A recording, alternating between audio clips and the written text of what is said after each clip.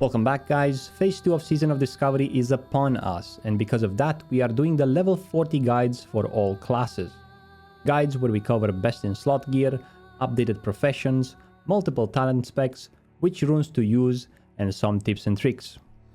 Yesterday, we covered the Rogue, the Lord of the Blades, the Bringer of Pain, the Master of Deception. Today, you guys voted for the Warrior, a class that will reach maturity in Phase 2. There are good things coming to these barbarians, so if you're playing one, consider yourself lucky. If you want to see a specific class next, let me know in the comments below. Most votes equals next class. If you like the series, smash like, and with that being said, let's get right into it, shall we? Warriors performed quite well in Phase 1, being at the top of the DPS chart almost for the entirety of the Phase 1.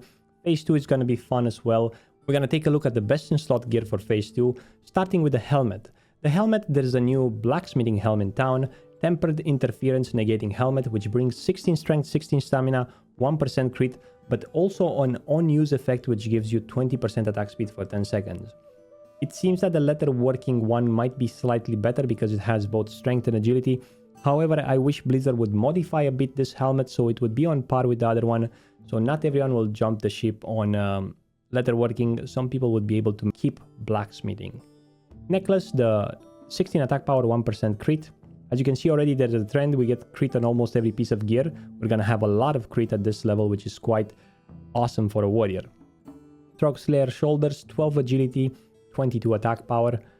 Drape of Dismantling, 8 strength, 6 agility, 7 stamina. And now we move towards the plate set for paladins and warriors and plate users. The Hazard breastplate has good strength, agility, good stats, and then it also has good set options, which is 16 attack power and 1% hit. When it comes to the bracers, experimental aim stabilizer seems to be the second best if you don't have Warsong Gulch Exalted, where you're gonna get a pair of epic bracers, which are really nice. This is the very next best thing. For weapons, we have the Thermaplugs Rocket Cleaver from the last boss in Nomor. This is gonna be awesome. It has 44 damage per second on a 3.3 speed, 29 strength. That's amazing. If you play arms, this is probably gonna be the best in slot weapon available for level 40. Also, if you're playing an orc, you're gonna have +5 axes, but there are a couple of other items that give plus axe skill in game. We'll talk about them later. This is for arms. However, when it comes to Fury, we're gonna use something else. For Fury, we're gonna use the Mechatorque Arcana Shredder, fist weapon with 34 damage per second and 2.6 speed. It's probably the best one-hander you can find in game. And for the offhand, we're gonna use another fist, which is called the Cogmaster Claw, which has good stats, strength, agility, and also a 2.8 speed. These two weapons probably will be just enough to keep the warriors at the top of the DPS charts. For gloves, we have the Groovy Gauntlets, which have 9 strength and 1% critical strike. As you notice the pattern, a lot of items have critical strike, which for warriors is going to be a blast. The belt is going to be the power assisted lifting belt if you're using the two-handed axe. If not, we're going to change it with something else. There's one with strength and agility. When it comes to pants and boots, we have the Hazard set with set bonuses. We get 1 more hit from the pants, and from the boots we get 13 strength. The set bonuses are great. This set is going to be BIS for both tanking and DPS. When it comes to ring, the Warsong Gulch Protector's Band offers 8 strength, 8 agility, awesome. And then the one from the last boss will give you similar stats, 7 strength, 8 agility. For a warrior at this level, provide quite a lot of stats. The Avenger Void Pearl from BFD, it's still BIS. Don't worry, you're gonna be able to get it with an ease at level 40, probably a group of 5 people, you clear it and then you're gonna grab your trinket. It's gonna be fine. And Gyromatic Experiment 420B, another 18 attack power, but also an on-use effect that gives you 5% attack speed. And you might be able to push this experiment further. Who knows what? I guess it's left for us to discover. Falco Sting with 8 agility, but it seems like the monolithic bow from Uldaman Trash is gonna be BIS, but it's gonna be quite expensive. Now let's check the arms talents and runes. For the arms spec, I went for the trio Improve Rend, Deep Wounds, and Impale. In the past, people didn't really go for Impale because warriors at the level 40 were gimped. They had no stats, they had no crit. But now with all the new gear and all the new crit available, the world buff in Nomor will have 4% crit. I think Impale is going to be much more viable and much more effective. I went for 2 points into Heroic Strike to reduce a bit the cost. I'm not using that much Heroic Strike, but I didn't have another option. 5 points into Tactical Mastery to retain 25 Rage. Into Anger Management, which not only keeps your Rage for not decaying, but has a hidden bonus where it regenerates a Rage every second. Into Improve Overpower, 50% critical strike with Overpower. At level 40 with the Epic Axe from Nomar, the Overpower will crit for a lot. Two-handed weapon spec for 5% extra damage with two-handers. Into Axe specialization, 5% crit. Like I said, if you're an orc, even better. You're gonna have a lot of crit at level 40. Into that nice sweeping strikes. And finally, into Mortal Strike, which we get it at level 40. Now, some people will choose not to opt for probably Mortal Strike and 5 out of 5 into 200 weapon specs. And they might go into Cruelty for extra 5% crit. I'm not sure exactly which one is better. I do prefer to have the Mortal Strike, as though it helps me in World PvP and so on. And it's just gonna be more fun overall. But hey, if you want the big crits, like, who knows? Maybe it works, maybe it doesn't. For runes, we have the Raging Blow. 100 weapon damage, but only used while Enraged, Berserker Rage, and Blood Rage is active. Frenzied Assault for 20% attack speed with two-handers. The Quick Strike. For the new rune, I choose Precise Timing, which Slam is now instant, but has a 6-second cooldown. I do kind of like to spam a lot of abilities on a warrior, similar to a Cataclysm Warrior. However, there is also another waste rune, which is called Focused Rage, where it reduces the rage cost of your offensive abilities by 3. We don't know exactly now which one is better, but I think both of them are situational, and both of them, if you use them, is going to give you a huge benefit. For the foot rune, we have Enrage Regeneration, Rallying Cry, which are kind of like offensive abilities. We don't really need them, as we don't take a lot of damage, I hope. I think Intervene would be a good choice here for more mobility when it comes to two-handed DPS, let's say so. Now let's move towards the Fury spec and see how it looks. For Fury, we went for 5 points to Cruelty with Unbridled Wrath, but for the second 3 here, we can go for any of those. It doesn't really matter, it's a matter of preference. We went for 5 points into Battle Shout, 25% attack power. It's going to be 20 or 30 attack power at this level, but it does scale more, so since we're going deep into Fury and Bloodthirst benefits a lot from attack power, we need everything we can get. We went for 4 out of 5 offhand damage into Enrage, into Flurry, which is going to give you the 30% attack speed for the next 3 swings after dealing a melee critical strike.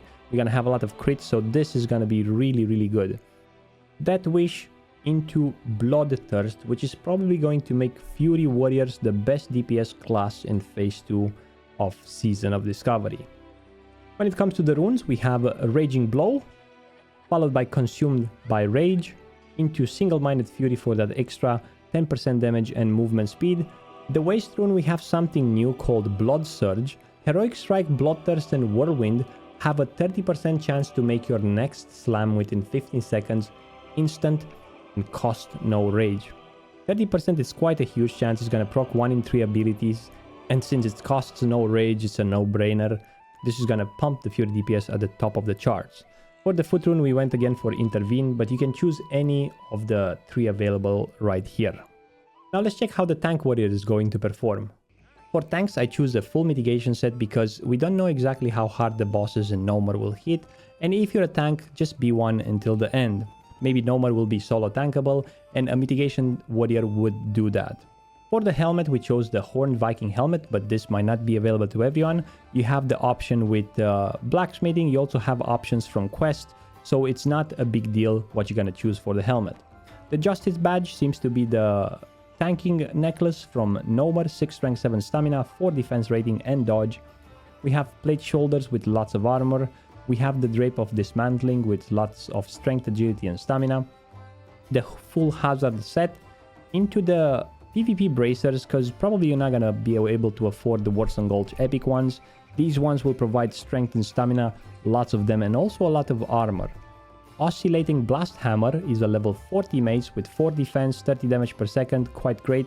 And for the shield, there's a new engineering shield with lots of strength, armor, stamina, and even a chance to block attacks.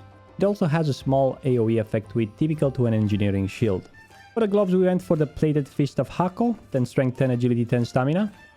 into the Twilight Defender girdle, the Hazard legs and the Hazard boots, the finger from the last boss in Nomar, but also the finger from Zul'Farrak. There's a new trinket for tanks specifically, which has stamina, but also an on-use effect which gives you 1000 armor. Slows you a bit with movement speed, but 1000 armor can be a really nice cooldown. Passive of 1 dodge as well. And then we have Smooth Compass, which increases your chance to dodge attacks by 1, but I'm asking myself if using a DPS trinket might be a better idea. And for the ranged weapon, we went for the Outrunner bow, as it has stamina and agility, perfect stats for a tank. For talents, we choose Protection, Full Mitigation, 5 points into Shield Spec, into 1 point into Shield Block. Here we have 5 points to Toughness, increases your armor value from items by 10%, 2 points into Broad Rage into Last Stand. And since we're gonna spend most of our time in a defensive stance, we took 5 points into Defiance for 15% extra threat. 3 points into Sunder Armor to reduce the cost by 3 rage points. 2 points into Shield Wall, which is also an ability we get at level 28. A Stun, Concussion Blow, and 5 points into One-Handed Weapon Spec for that sweet 10% extra damage. And we finish it with Shield Slam. For runes, we choose the Warbringer for extra mobility. Your Charge, Intercept, and Intervene abilities can now be used in combat in any stance.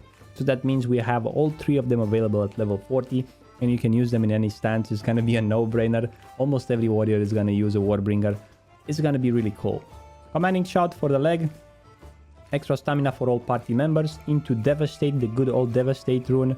And with the new runes, I went for Precise Timing, where Slam is now instant but has a 6-second cooldown. And for the foot rune, I went for Intervene for obviously synergy with Warbringer, allowing me to have a lot of mobility as a warrior tank. Let me know in the comments below if you would play the warrior tank any different. Let's move to the next part.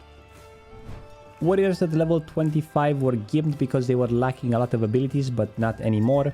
Now they get a new stance, and they also get Intercept, they get things like Whirlwind, and they get Pummel rank 1. 3 spells that are really important in the development of warrior.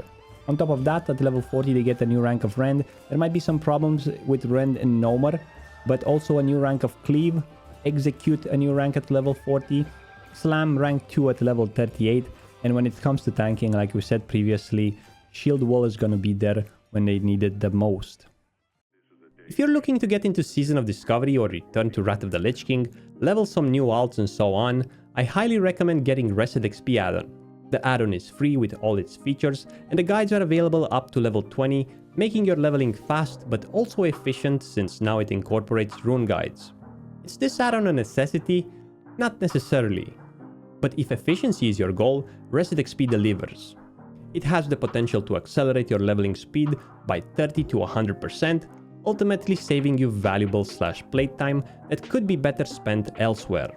Personally, I also use it to quest for gold at max level in each phase because it gives me a good route to follow for maximum gold per hour. And if by any chance in the future you think about making an upgrade to a full version, use my code Frostadamus for 5% off. Links in the description down below. Hope you enjoyed the video, guys. If you did, smash like. If you're still here, that means you like my content, and if you want to see more of my content, check out my second channel, Frostadamus TV. There should be a link on the screen right now, or just look through the description of the video. You will find it easily there. Thank you very much for watching. I hope you have a beautiful rest of the day. Until our next encounter, stay frosty.